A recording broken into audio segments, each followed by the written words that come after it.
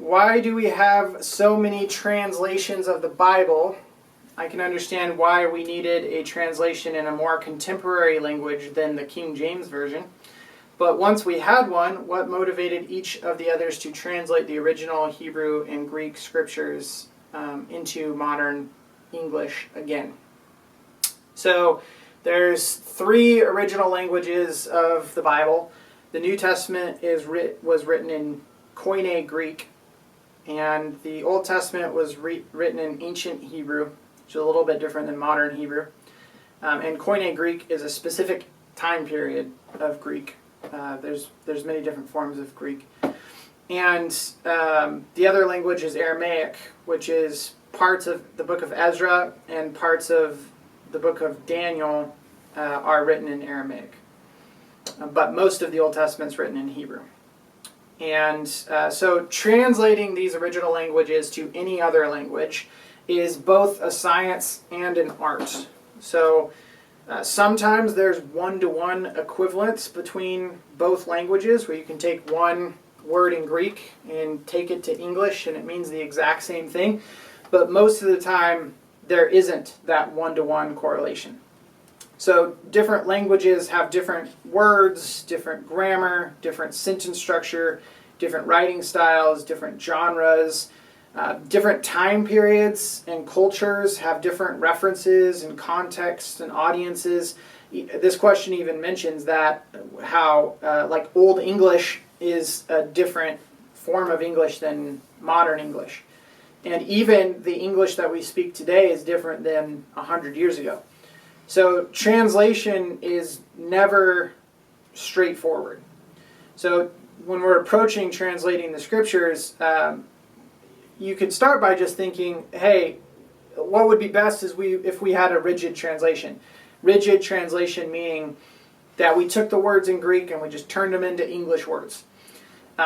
Making that rigid translation is difficult. Just finding words in English that mean the same things as the original words is really rare.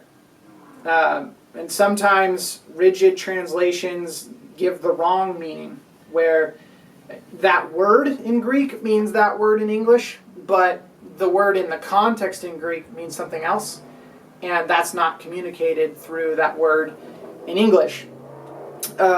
So the translation has to continually balance that rigid translation, or like word-to-word translation, against interpretive decisions that help the reader understand what the text would say, like changing the words in English to make the English reader hear what the Greek was trying to mean, rather than what it actually said. So you're balancing this rigid translation against trying to get the meaning or the interpretation of the text out. And each translation takes a position on textual criticism as well. So when there's debate on what the original text said, and there's different manuscripts, early manuscripts that show different words, they're all very small differences between different manuscripts. But when there's a debate on what a word is, usually it's the difference between a plural form of the word or a singular form of the word or something like that. Those translations make those decisions as well. So my favorite example of this, just to illustrate it, is John 3:16. And we know it, for God so loved the world. The word so, in so loved the world, can be translated in this manner, thus, or so. So to understand the meaning of that verse, it might be more accurate to translate it, in this way God loved the world, by giving his only son, rather than God loved the world so much that he gave his only son. Because it's not God loved the world to such a degree that he gave his only son. It's more of in this way God loved the world. But the original King James Version translated it, for God so loved the world, which is a more like rigid approach. And because it's such a famous verse, basically all the translations translate it that way. They kind of followed suit because it's so famous. So this shows that the rigid translation could be misleading, even though it's accurate technically. But also putting interpretation on your translation can also be misleading as well, because you're making an interpretive decision. So each translator is making the decision on, like, they're having to make the decision of, do I translate this more rigidly and then let people interpret what it means on their own and let, like, pastors and scholars and such explain, or do I translate this with the meaning, make interpretations in my translation, and that would help, like, an average reader understand the text better, but also it's making an interpretive decision on their behalf that they don't get to make.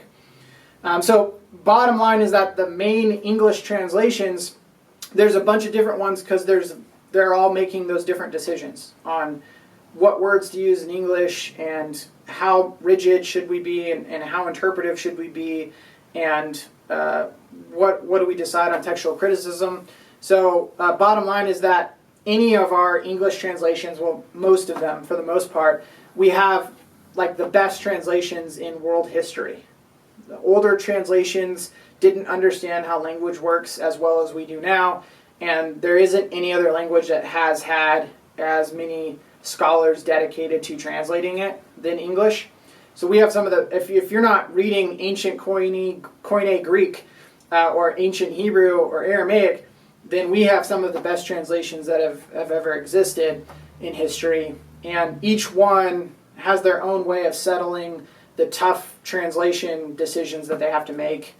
And so I like thinking about translations as different tools to pull out in different scenarios. Use a hammer for certain scenarios, use a screwdriver for certain scenarios, you use a saw. So I think of the translations kind of like, the English translations kind of like that. For example, my three go-to translations, one is the ESV. This is a more rigid translation, but it's not too rigid. And I find it really helpful for the purpose of, like, personal devotion reading when I'm reading alongside, like, my Greek and Hebrew text, and I can compare the original languages to the translated language.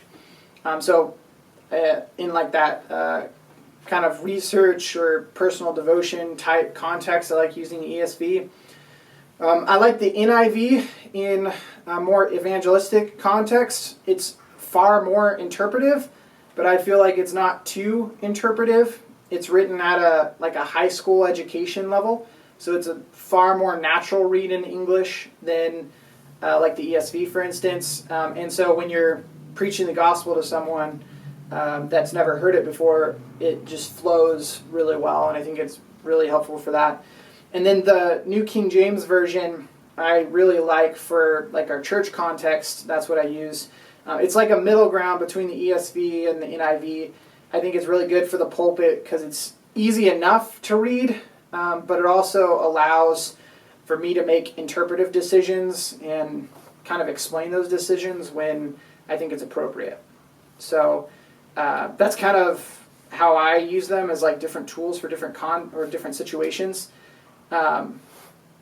And there's, other good translations as well. The NASB is an even more rigid translation. The NLT is an even more interpretive translation, where it makes a lot of decisions for the reader. And, like, the Message Bible is not really a translation. It's more of like an extended summary of the text. So it can be helpful to kind of get a general overview of what each passage is trying to say, but not just a straight word-for-word translation. Can you explain again in John 3:16 about so and thus? Which carries the most accurate meaning? For God so loved the world is a great meaning. So keep that as your memorized version of the text. That's perfect. But the reason why I say that this is a good example is because you could misunderstand, because it's so vague. Just the word "so" in English is so vague that you don't know whether it's saying God loved the world in this way or God loved the world so much. Like, is it how he loved the world, or is it the degree in which he loved the world? To such So a depth. much is it? So How much? so it's it's in this way God loved the world. So this is the way God loved the And world. this way is best. Yeah, that he would sacrifice his son.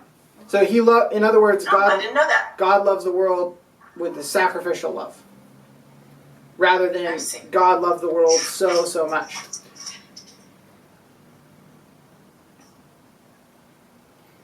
So it's a perfectly fine translation, but it's just a good example of how that translation being kind of so simple leaves it open for more interpretation, when the word "so" in that sentence in Greek is it can be translated "so" or "thus" or "in this manner."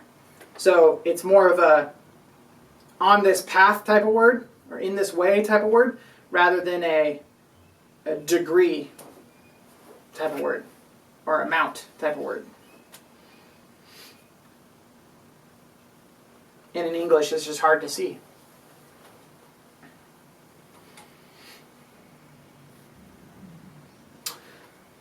Any other follow-up questions on that? So there's a Mormon Bible and the Bible that Jehovah's Witnesses use. Yeah. Can you describe the difference between those books and the various translations that mainstream Christians read? Yeah. They definitely take an interpretive approach, but all translations take an interpretive approach. But the Mormon and Jehovah's Witness Bibles, they interpret key passages differently than, or their translations hold the interpretation of key passages different than what a normal English translation would hold. And the best example of that would be John 1:1. Let me pull it up so I can read it.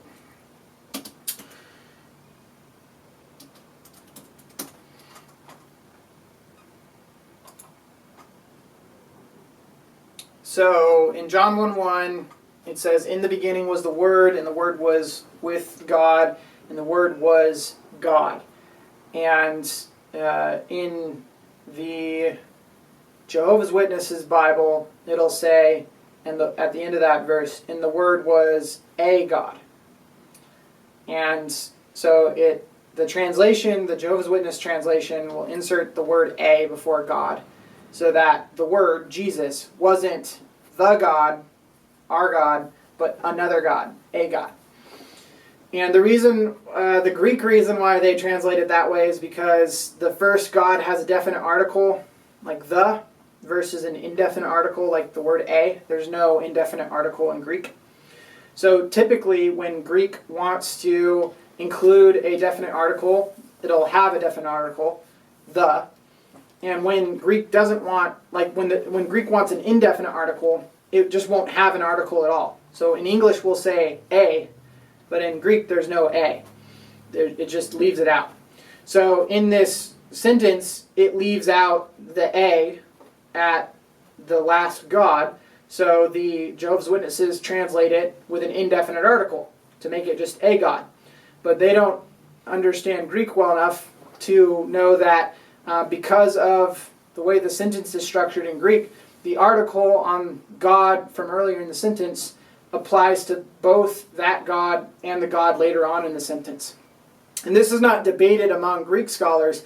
Non-Christian Greek scholars would translate it the way that Christians translate it, with the definite article in both cases. But the Jehovah's Witnesses take advantage of that Greek translation rule to show that Jesus isn't God. And so if you compared their translation of the Bible to ours, that would be like a discrepancy, for an example. So there's many of those, not like an overwhelming amount, but there's, a couple dozen probably, I'm just guessing, of those types of things that are very minor, but change the theology of the text by their translation interpretive decisions.